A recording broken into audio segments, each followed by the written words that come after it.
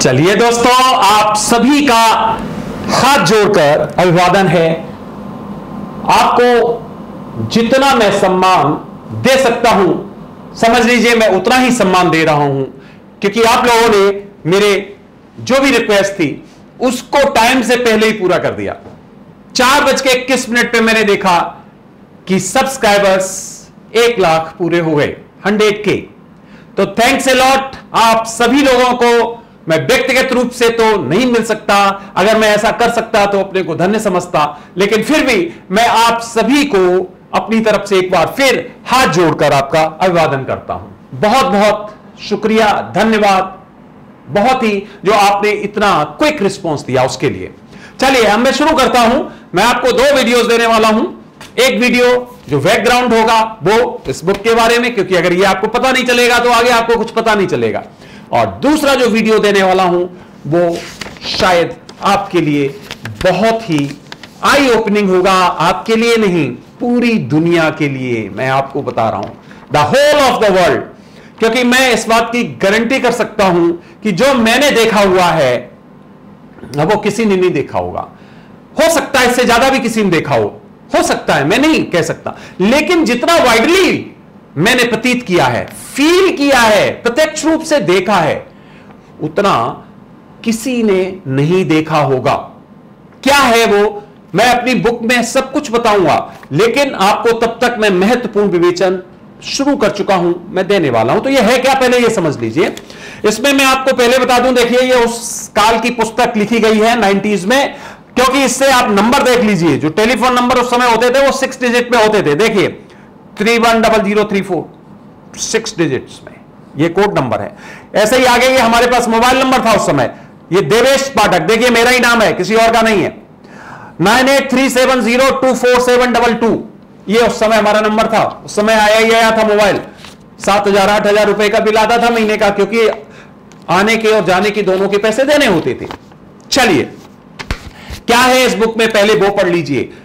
आगे बढ़ने से पहले जब ये पढ़ लेंगे तो आगे के लिए भी आप रिफ्रेश रहेंगे कि हां ये है क्या, आपको बैकग्राउंड पता होगा तो फिर प्रॉब्लम नहीं आने वाली। चलिए मैं शुरू करता हूं तुरंत आपके सामने।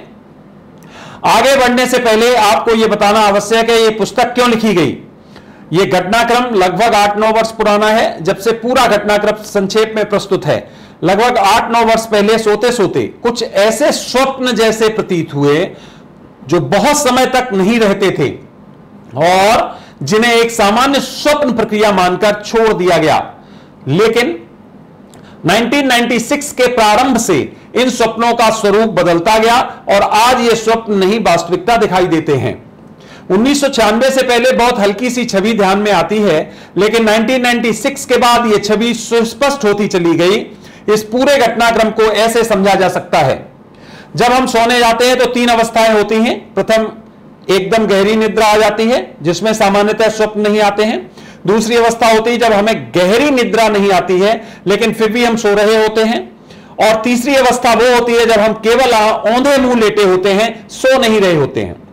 मेरे संदर्भ में उपयुक्त दूसरी और तीसरी अवस्था के बीच की अवस्था उपयुक्त हो सकती है, जब मैं सोने के लिए, इधर इंग्लिश का ट्रांसलेशन ये भी मैंने केवल 2 घंटे में करके दिया था, इतना अर्जेंट था, बाद में बताऊंगा। ये सब के लिए बिस्तर पर जाता था, बेड पर जाता था, लगता था कि जबरदस्त निद्रा आएगी, लेकिन फिर ऐसी अवस्था में तुरंत पहुंच जाता था जो बेहोशी की अवस्था कही जा सकती है, जिसमें मुझे एहसास सब कुछ होता था लेकिन बातचीत नहीं की जा सकती थी। बस इसी अवस्था में मुझे विशेष तरह के सिग्नल्स मिलने शुरू हो जाते और यह सब कुछ करने वाला कोई अजीब सा व्यक्तित्व होता था जिसके तेज के बारे में शब्दों से वर्णन नहीं किया जा सकता। जिस तरह का व्यक्तित्व मैंने कभी पृथ्वीलोक में नहीं देखा, जिसका सिर व्यास में मनुष्य से कई गुना, खोपड़ी की चौड़ाई कम से कम 7 गुना, आंखों का आकार कम से कम मनुष्य से 6 गुना, नाक लंबी और कान नीचे गालों के समानांतर तक लटकते हुए, आवाज बहुत धीमी, कम बोलना, ज्यादातर इशारों से बात करना या जिस किसी घटना का वर्णन करना हो वहीं पर जाकर संपूर्ण वर्णन करना, अजीब तरह के बच्चों जैसे खिलौने पर विराजमान होकर इशारे से संपूर्ण अंतरिक्ष का भ्रमण कुछ ही समय में कर लेना बहुत ही महत्वपूर्ण है। ऐसा व्यक्तित्व मैंने कभी किसी चित्र में नहीं देखा, किसी ईश्वर, भूत प्रेत, जिन या किसी का भी नहीं, जिसका भी चित्र अभी तक काल्पनिक या सत्य रूप से बनाया गया है और जिसे मैंने देखा है। आगे बढ़ने से पहले मैं आपको बता दूं कि मैं भूत प्रेत या आत्माओं के अस्तित्व में कोई विश्वास नहीं रखता था और भूतकाल में मैंने कई लोगों को इस तरह के भयों से आश्वस्त रहने का पाठ पढ़ाया। साथ ही साथ कई बार इस बाबत मेरे साथियों से बहस भी हुई।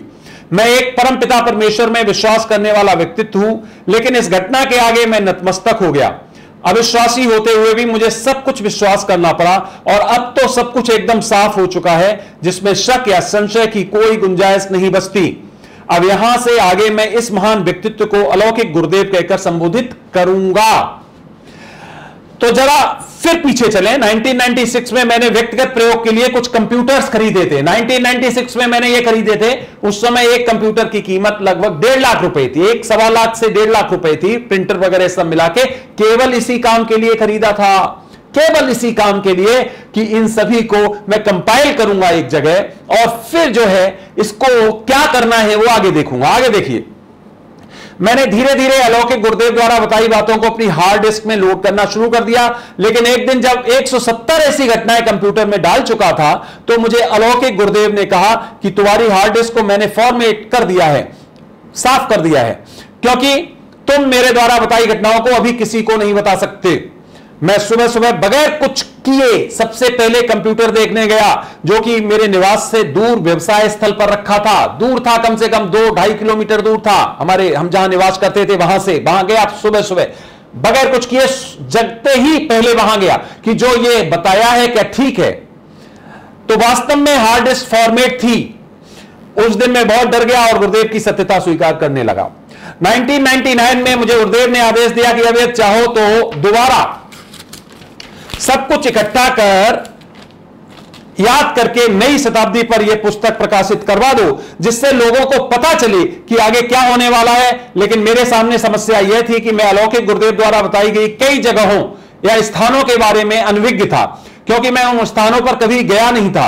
लेकिन फिर भी मैंने दोबारा फिर याद करके कई घटनाएं कंप्यूटर में डाली। लेकिन फिर एक दिन उन्होंने वही संकेत दिया कि इसमें आपने सही स्थानों का विवेचन नहीं किया है और इसीलिए हमारी हार्ड डिस्क दोबारा फॉर्मेट हो गई। तब मैंने होशियारी से सभी घटनाएं अपने टाइपिस्ट से करवाई। एक टाइपिस्ट नहीं, 2 टाइपिस्ट हमने इसीलिए अपॉइंट किए, फिर 2 टाइपिस्ट अपॉइंट किए।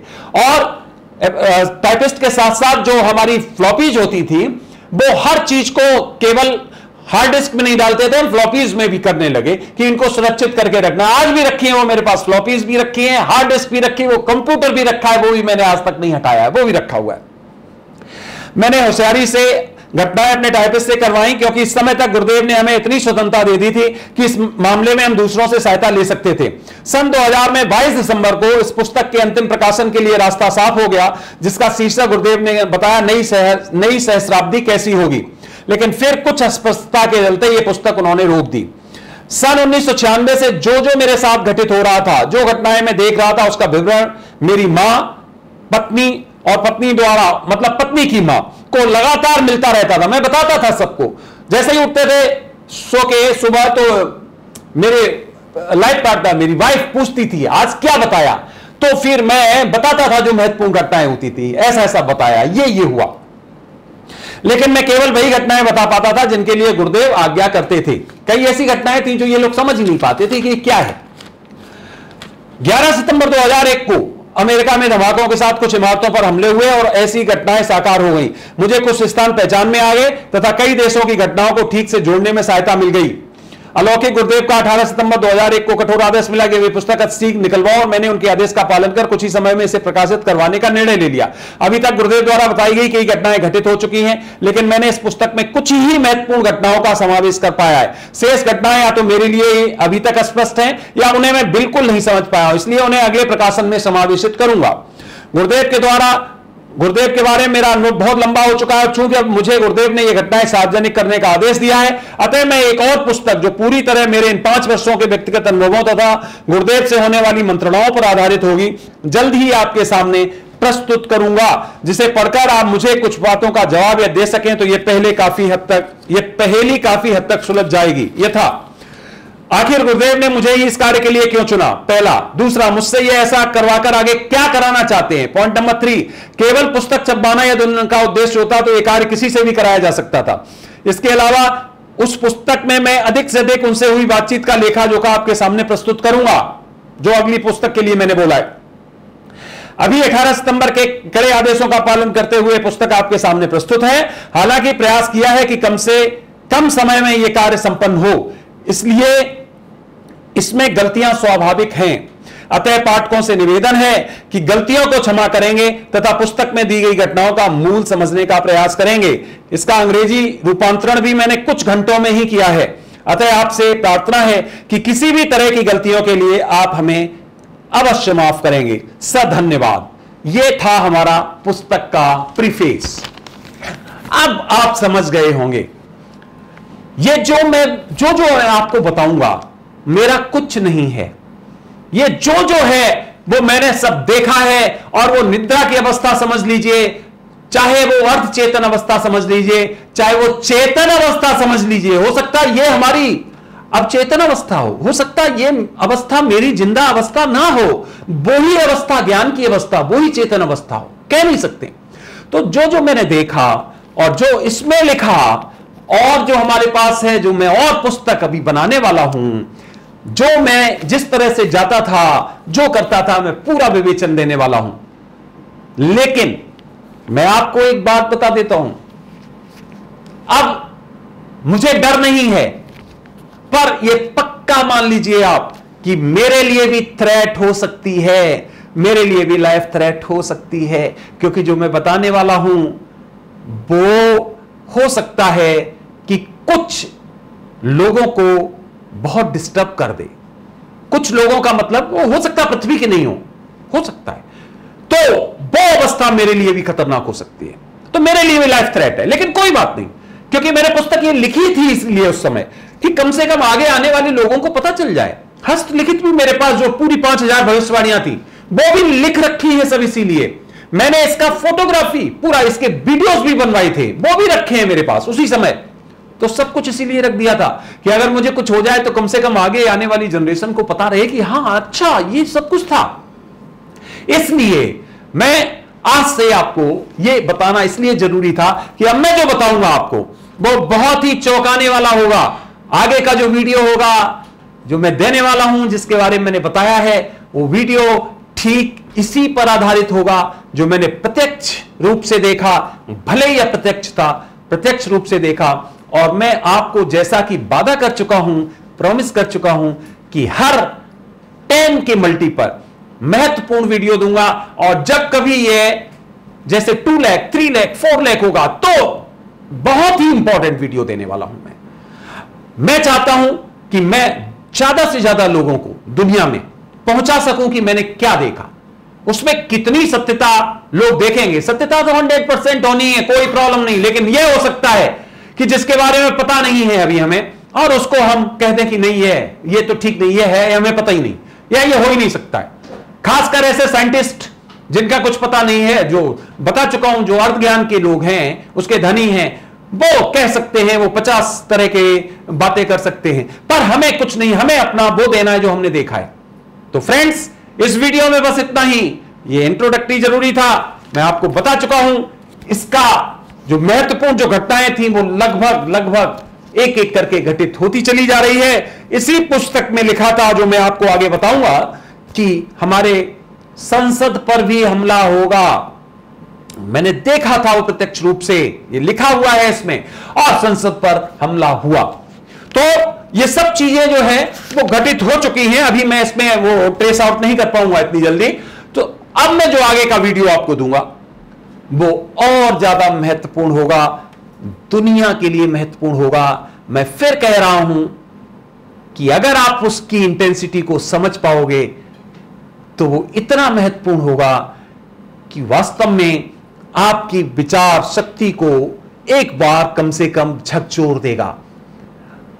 और अगर आप उसे उथले में लोगे, जैसे सोशल मीडिया पे वीडियोस पढ़ते रहते हैं जिनका कोई आधार नहीं होता है, कई बार झूठ होते हैं, कई बार सत्य भी होते हैं, तो फिर तो कोई बात नहीं, फिर तो उसका कोई मतलब ही नहीं, इररेलेवेंट है। तो फ्रेंड्स, इसमें बस इतना ही। आप लोगों को एक बार फिर हाथ जोड़कर नमन करता हूं, आपका अभिवादन करता हूं कि आपने हमारी अपील को इतनी जल्दी सुना और उसको पूरा कर दिया और 1 लाख तक पहुंचा दिया सब्सक्राइबर्स को। Thank you very much. भविष्य में जुड़े रहिए इस चैनल से, क्योंकि इसमें मैं आपको वो सब कुछ देने वाला हूं जो वास्तव में यूनिक है, अलग है, शायद और कहीं उपलब्ध हो ही नहीं सकता है। क्यों?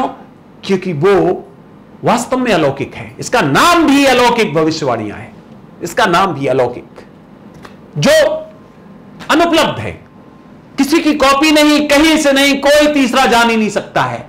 मैं जानता हूं, और जिसने मुझे बताया है, हमारे गुरु ने, वो और कोई नहीं जानता है, या मैंने जिसको बता दिया, बस।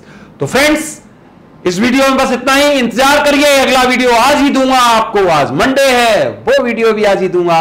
तब तक के लिए आप सभी को मेरा प्रणाम, नमन, और उस ईश का नाम बगैर लिए हम बंद नहीं करेंगे। ओम नमः शिवाय।